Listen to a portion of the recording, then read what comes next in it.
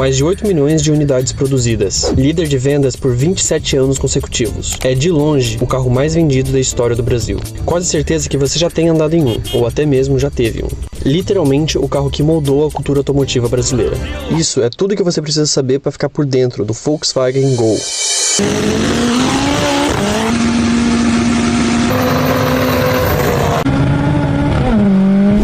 Até os anos 70, a Volkswagen era o líder indisputável de vendas aqui no Brasil. Para você ter noção, só o Fusca e a Kombi tinham mais vendas do que todas as outras fabricantes somadas. Era uma realidade completamente insana. Só que um grande problema estava por vir. Com o lançamento do Chevette em 1973 e do Fiat 147 em 1976, pela primeira vez na história, a Volkswagen poderia enfrentar uma possível ameaça direta em um futuro próximo. A Kombi rodava em uma categoria à parte, mas a Brasília e o Fusca, embora fossem heróis nacionais, eram projetos muito antigos, baseados em uma mecânica velha e bem ultrapassada de décadas anteriores. Eles simplesmente não iam conseguir manter essa liderança contra a Fiat e a GM por mais muito tempo, que vinham com carros muito mais avançados, melhores para dirigir e mais tecnológicos. Foi aí que a engenharia brasileira da Volkswagen teve uma ideia ousada, criar um carro 100% pensado e desenvolvido para a realidade do Brasil. Assim, em 1975, nasceu o projeto BX. O objetivo era claro e cirúrgico. O carro precisava ser extremamente barato de produzir e comprar, altamente resistente para aguentar nossas estradas, com manutenção simples que qualquer mecânico de esquina resolvesse com um arame e uma chave de fenda, e que tivesse produção nacional. Mas qual nome iriam dar para esse novo automóvel feito sob medida para o mercado brasileiro? A gente sempre gostou de dar nome de esporte para nossos carros, né? Como Golf e Polo. E se a gente fizesse a mesma coisa aqui? E nada representa o Brasil melhor do que o futebol. Então por que a gente não chama o carro de Gol? Então, em maio de 1980, saiu oficialmente das linhas de montagens da fábrica de Taubaté o primeiro Gol da história, chamado de Gol BX. Ele veio com motor 1.3 Boxer refrigerado a ar, o mesmo usado no Fusca 1300, e colocaram ele na frente do Gol, acoplando um sistema de tração dianteira, coisa que a Volkswagen nunca tinha feito antes. Foi uma decisão no mínimo quanto exótica para economizar nos custos de desenvolvimento, mas com isso, o primeiro ano de vendas foi um desastre. Esse motor 1.3 do Fusca produzia incríveis 42 cavalos. Empurrando um carro que pesava quase 1 tonelada com o motorista, o Gol fazia o seu 0 a 100 em 30 segundos. Comparando isso com a concorrência da época, que tinham motores modernos refrigerados a água e faziam a mesma marca em menos de 20 segundos, o Gol virou piada. E não parava por aí. Ele ganhou rapidamente o apelido carinhoso de batedeira. Como o motor Boxer ficava na frente, muito mais próximo da cabine do que ficava no Fusca, o barulho interno era ensurdecedor. Junto a tudo isso com um preço de tabela caríssimo, não sobrava um único motivo racional para quem escolheu o Gol ao invés dos rivais, ou até mesmo do próprio Fusca, que era muito mais barato, confiável e já era muito amado pelo público brasileiro. Percebendo que o navio estava afundando antes mesmo de sair do porto, a Volkswagen agiu rápido. Em 1981, eles decidiram dar um upgrade emergencial, tirando o fraco motor 1.3 e meteram o quê? Um outro motor de Fusca. Mas agora era 1.6 do 1600, também refrigerado a ar, porém agora equipado com dupla carburação para render 51 cavalos. Mas eles também redesenharam o sistema de escapamento para silenciar melhor o ronco e deram uma boa melhorada no isolamento acústico da cabine. Melhorou? Sim, aliviou um pouco dos sintomas e as vendas começaram a subir um pouquinho, mas o Gol ainda estava longe de ser um sucesso no mercado. Só que enquanto o público ainda desconfiava do Gol, a Volkswagen já tinha planos muito maiores para aquele projeto, porque o Gol nunca foi pensado para ser apenas um hatch. Desde o começo, o chamado Projeto BX foi criado com uma plataforma modular, onde a mesma estrutura serviria de base para uma família inteira de carros. A ideia era simples, reaproveitar o máximo possível da estrutura, mecânica e peças para cortar custos e acelerar a produção.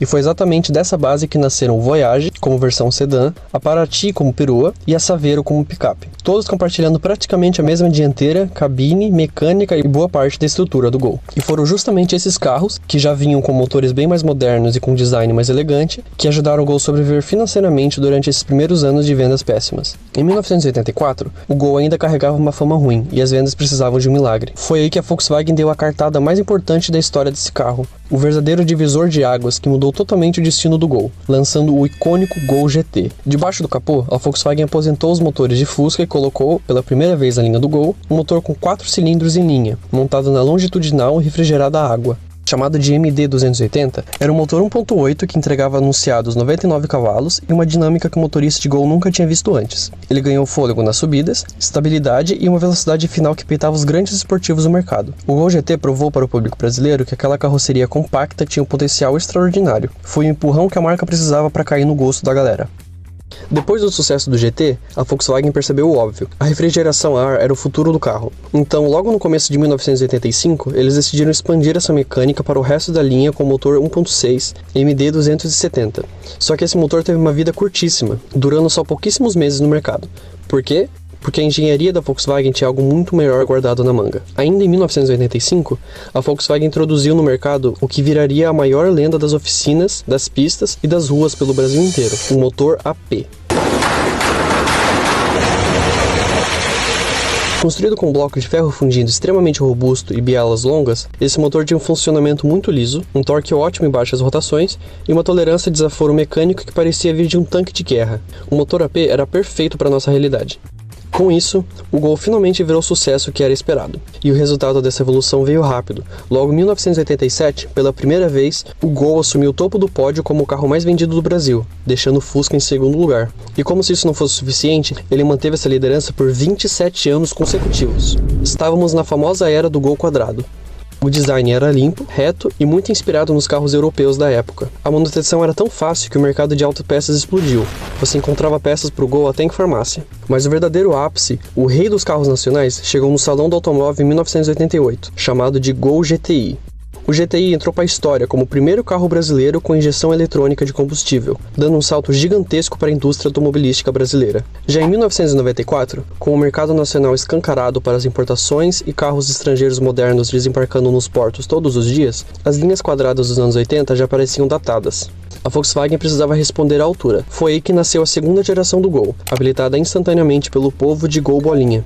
O carro mudou completamente de cara. Adotou um design aerodinâmico, com formas redondas, faróis elípticos e uma carroceria visivelmente mais larga. O entre-eixos cresceu um pouco, dando mais espaço interno, com um painel modernizado e corrigindo falhas do modelo antigo. No entanto, por baixo da casca estilosa, a plataforma básica e a disposição do motor ainda eram derivadas do Gol quadrado.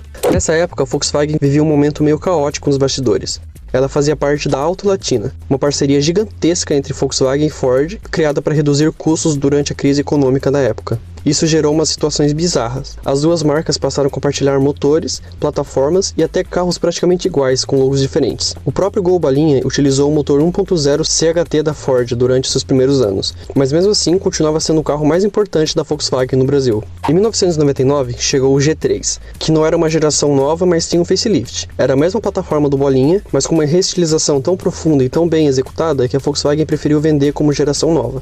E funcionou. O exterior ganhou linhas elegantes com faróis mais modernos e a traseira redesenhada, e o interior é, até hoje, considerado por muitos o mais bonito que o Gol já teve. No ano 2000, a Volkswagen fez algo que ninguém esperava. Lançou o motor 1.0 turbo. Um motor turbo em um carro de série numa época que turbo era apenas coisa de esportivo, mas que infelizmente sofreu com preconceito do mercado e a falta de manutenção adequada por parte dos donos. Mas a inovação mais importante do G3 veio em março de 2003, que mudou a história não só do Gol, mas da indústria automobilística inteira. Ele se tornou o primeiro carro produzido em massa do mundo com motor flex de verdade, conseguindo rodar com gasolina, etanol ou qualquer mistura dos dois combustíveis em qualquer proporção no mesmo tanque, coisa que no futuro iria dominar totalmente o mercado nacional.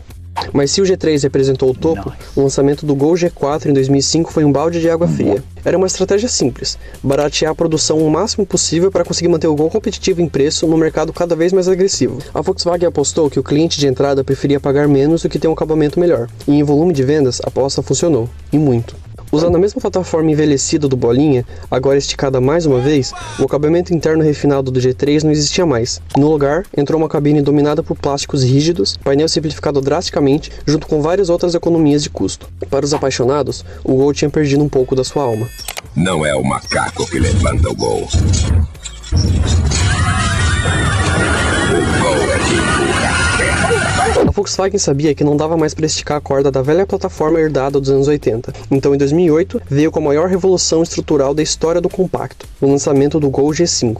Dessa vez sim, era um carro verdadeiramente novo do zero, entrando tecnicamente na terceira geração do Gol. O Gol abandonou de vez a velha arquitetura longitudinal e adotou uma plataforma moderna, a mesma utilizada no Polo e no Focus Nacional. Pela primeira vez na história, o motor do Gol foi posicionado na transversal, adotando os motores modernos EA111, 1.0 e 1.6. Isso significa significa que o cofre do motor pôde ser encurtado, abrindo um espaço interno muito melhor e mais aproveitado para as pernas dos passageiros, e eliminando aquele eterno desalinhamento dos pedais que incomodava nos modelos antigos. Ele também trouxe um comportamento mais dinâmico em curvas, e uma melhora nas frenagens por conta do centro de gravidade. O Gol voltava a ser um veículo moderno e prazeroso de dirigir. Na década seguinte, a Volkswagen manteve o Gol atualizado através das seguintes evoluções de design e conteúdo para estender sua vida útil no mercado. O Gol G6, lançado em 2012, foi uma restilização do G5 muito bem executada. Trouxe a nova identidade visual global da Volkswagen, com faróis retangulares integrado à grade preta e lanternas mais arredondadas atrás, com mais detalhes nos painéis do carro. Contava com acabamento melhor, materiais superiores e melhorias significativas no acabamento interno e no isolamento acústico. Infelizmente, a partir de 2014, o Gol perdeu a sua liderança de vendas, que conseguiram manter desde 1987, algo que provavelmente nunca será replicado de novo. O Gol G7, agora em 2016, revolucionou a conectividade do segmento de entrada, introduzindo central multimídia com tela, espelhamento de celular e até câmera de ré. O carro mais barato da Volkswagen agora tinha tecnologia de verdade, além de adotar sob o capô um moderno e tecnológico motor de 3 cilindros 1.0 EA211, o mesmo motor que equipava o Up, bem compacto e eficiente.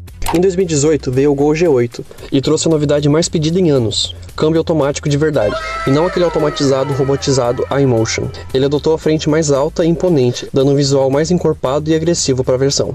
Mas como toda grande história, a do Gol também precisava de um capítulo final. No final do ano de 2022, a Volkswagen confirmou oficialmente o encerramento da produção do Gol após 42 anos ininterruptos no mercado. O motivo dessa aposentadoria não foi falta de vendas, o Gol ainda vendia bem. Os motivos foram puramente racionais e de mercado. A legislação brasileira de segurança automotiva passou a exigir itens como controle de estabilidade de série e testes de impactos estruturais muito mais rigorosos. E a plataforma atual dele, já com 14 anos de existência, simplesmente não tinha como receber esse sistema de forma economicamente viável. Adaptar a plataforma custaria mais do que criar uma nova. Além disso, a própria marca já tinha em mãos uma plataforma modular muito mais moderna e segura para explorar. Para marcar essa despedida histórica, a Volkswagen lançou uma série especial de edição limitada com apenas 1000 unidades, o emblemático Gol Last Edition. Todas as unidades se esgotaram em questão de poucas horas, virando instantaneamente item de colecionador. E o herdeiro encarregado de assumir esse trono pesadíssimo do Gol foi o Polo Trek, uma versão de entrada simplificada do Polo, projetada especialmente para entregar a mesma robustez mecânica e baixo custo de manutenção, que foi o lema do Gol por mais de 4 décadas. Infelizmente não é mais um Gol, e nunca vai ser. E em 23 de dezembro de 2022, o último Volkswagen Gol deixou a linha de montagem na fábrica de Taubaté, exatamente no mesmo lugar que 42 anos antes saiu o primeiro. Foram mais de 8,5 milhões de unidades produzidas. Foi exportado para mais de 65 países. Foi o primeiro carro de milhões de brasileiros. Foi o veículo de autoescola onde milhares de pessoas aprenderam a dar a primeira partida na vida. Foi a ferramenta de trabalho incansável de pequenas e grandes empresas. E foi o companheiro fiel de milhões de viagens inesquecíveis ao redor do mundo. E mesmo que a sua produção foi encerrada quase 4 anos atrás, o Gol continua sendo, de longe, o carro usado mais vendido no Brasil. Tem carros que são só carros. O Gol não foi só um carro. Ele foi o projeto de um país tentando criar sua própria identidade automotiva, e saiu de cena como uma lenda. Mas e você? Tem alguma história inesquecível a bordo de um Gol? Por favor, me conta aqui nos comentários. Qual carro vocês querem ver na próxima? E não se esqueça de deixar o seu like e se inscrever no canal para não perder os próximos vídeos. Muito obrigado por ter assistido até aqui, e até mais.